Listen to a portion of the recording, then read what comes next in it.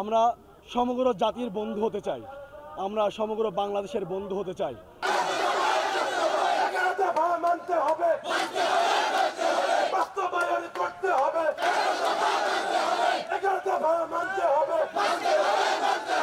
আমাদের ভাইদের রাষ্ট্রীয় মর্যাদা দিতে হবে, যারা মারা গেছে তাদের শহীদের মর্যাদা দিয়ে তাদের দাফন করতে হবে, আমাদের এটা দাবি। না কেউ স্বৈরাচারের পক্ষে অবস্থান নেয়নি। আমরা যারা গুলি করেছে আমরা নিম্নপদস্থ কর্মচারী, আমাদের কারো ক্ষমতা নেই এক রাউন্ড ফায়ার করার। বিশেষ কর্মকর্তারা আদেশ দিয়েছে, সেই আদেশ শুনে আমরা ফায়ার করেছি।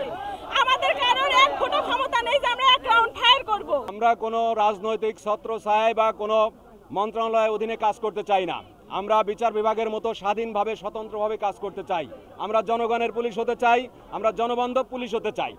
দ্বিতীয়ত, আন্তর্জাতিক শ্রম আইন অনুযায়ী 8 ঘন্টা কর্মঘণ্টা আমাদের নির্ধারণ করে দিতে হবে।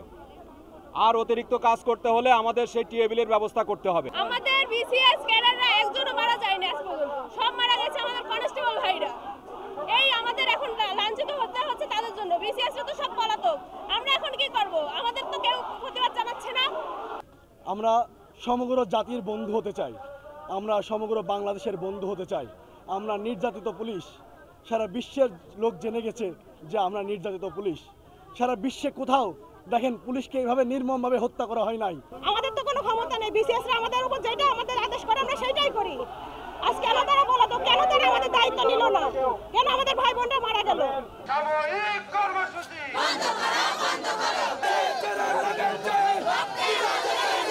যে ঘটনা প্রবাহ, এতে আমাদের নির্মমভাবে হত্যা করা হয়েছে আমাদের অনেক পুলিশ সদস্য, যেটি লোমহর্ষক, হৃদয় বিদারক এবং এটি বর্ণনাতীত, ভাষায় প্রকাশ করার মতো নয়।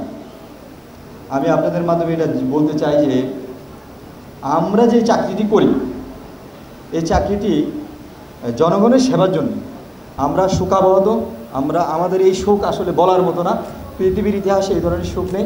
আমাদের সহকর্মীদেরকে আমরা হারিয়েছি, আমাদের বুকের ব্যথা আমরা কাউকে জানাতে পারি না। আমরা যে কি অসহায়ভাবে চাকরি করি, আমাদের যে কত সমস্যা, হাজার হাজার সমস্যা। মানুষ শুধু আমরা রাত জেগে থাকি বলে আপনারা রাত্রে নির্বিঘ্নে ঘুমান।